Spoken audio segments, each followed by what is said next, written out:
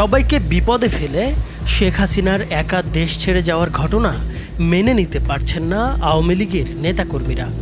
প্রয়াত স্বৈরশাসক এইচ.এম. এরশাদের মতো শেখ হাসিনাকেও কারাবরণ করানোর পক্ষে ছিলেন অনেকেই। তবে শেষ সময়েও আরও বেশি বল প্রয়োগ এবং রক্তপাতের মাধ্যমে ক্ষমতা ধরে রাখতে চেয়েছিলেন শেখ হাসিনা। শেখ হাসিনা পালিয়ে গেছে, শেখ হাসিনা নাই, শেখ হাসিনা চলে গেছে, শেখ হাসিনা পালায় না। শুধু নিজ পরিবারের সদস্যদের নিয়ে শেখ হাসিনা দেশ ছাড়ার ঘটনা মানতে পারছেন না আওয়ামী লীগের শীর্ষ নেতা ও মন্ত্রীরা। শেখ হাসিনা যে দেশ ছেড়ে এভাবে সবাইকে রেখে একা পালিয়ে যাবেন তা ঘুণাক্ষরেও টের পাননি কেউ, এমনকি কোনো ইঙ্গিতও পাওয়া যায়নি আগে।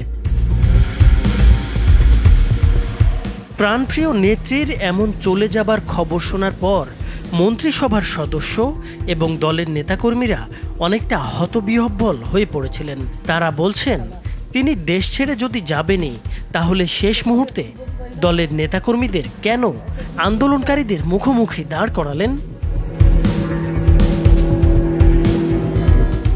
আওয়ামী লীগের সংসদ সদস্যরা ক্ষোভ প্রকাশ করে বলেন, শেখ হাসিনা দেশে থেকে কারাগারে গেলে দলের নেতাকর্মীরা এতটা বিপদে পড়তেন না। তিনি আরও বলেন, প্রয়াত স্বৈরশাসক এইচ.এম. এরশাদের পতন হয় গণ অভ্যুত্থানে, কিন্তু তিনি দেশ ছেড়ে পালাননি, বরং জেলে গেছেন।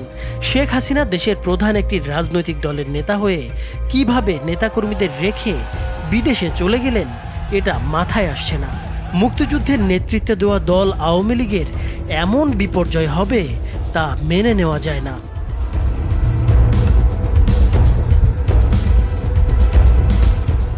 তবে শেষ সময়েও অতিরিক্ত বল প্রয়োগ এবং আরও বেশি রক্তপাতের মাধ্যমে ক্ষমতা ধরে রাখতে চেয়েছিলেন শেখ হাসিনা। পালিয়ে যাবার আগে গতকাল সকাল 10:30 থেকে প্রায় 1 ঘন্টা রাষ্ট্রীয় বিভিন্ন বাহিনীর শীর্ষ কর্মকর্তাদের চাপ দিচ্ছিলেন তিনি। পরিস্থিতি যে একেবারেই নিয়ন্ত্রণের বাইরে সেটি তিনি কিছুতেই মানতে চাচ্ছিলেন না। নিরাপত্তা বাহিনী কেন পরিস্থিতি সামাল দিতে পারছে না সেটার জন্য ক্ষোভ প্রকাশ করেন তিনি।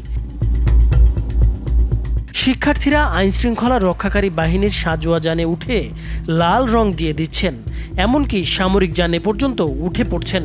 তারপরও কেন আইনশৃঙ্খলা বাহিনী কঠোর হচ্ছে না সেটা নিয়েও ক্ষোভ প্রকাশ করেন তিনি। এছাড়া বিশ্বাস করে এই কর্মকর্তাদের শীর্ষ পদে বসিয়েছেন সেটাও তিনি উল্লেখ করেন। এক পর্যায়ে শেখ হাসিনা পুলিশের আইজিপিকে দেখিয়ে বলেন, তারা তো ভালো করছে। তখন আইজিপি জানান, পরিস্থিতি যে পর্যায়ে গেছে তাতে পুলিশের পক্ষেও আর বেশি সময় এরকম কঠোর অবস্থান ধরে রাখা সম্ভব হবে না। ওই সময় শীর্ষ কর্মকর্তাদের পক্ষ থেকে বোঝানোর চেষ্টা করা হয়, বল প্রয়োগ করে এই পরিস্থিতি সামাল দেওয়া যাবে না, কিন্তু শেখ হাসিনা সেটা মানতে চাচ্ছিলেন না। তখন কর্মকর্তারা শেখ রেহেনার সঙ্গে আরেক কক্ষে আলোচনা করেন। তাকে পরিস্থিতি জানিয়ে শেখ হাসিনাকে বোঝাতে অনুরোধ করেন। শেখ রেহেনা এরপর বড় বোন শেখ হাসিনার সঙ্গে আলোচনা করেন, কিন্তু তিনি ক্ষমতা ধরে রাখতে অনড় থাকেন। এক পর্যায়ে বিদেশে থাকা সজীব ওয়াজেদ জয়ের সঙ্গেও ফোনে কথা বলেন একজন শীর্ষ কর্মকর্তা। এরপর জয় তার মায়ের সঙ্গে কথা বলেন। তারপর শেখ হাসিনা পদত্যাগে রাজি হন। তিনি তখন একটা ভাষণ রেকর্ড করতে চান জাতির উদ্দেশ্যে প্রচারের জন্য। ততক্ষণে গোয়েন্দা তথ্য আসে যে বিপুল সংখ্যক ছাত্র জনতা শাহবাগ ও উত্তরা থেকে গণভবন অভিমুখে রওনা হয়েছে। দূরত্ব বিবেচনায় মাত্র 45 মিনিটের মধ্যেই শাহবাগ থেকে গণভবনে আন্দোলনকারীরা চলে আসতে পারে বলে অনুমান করা হয়।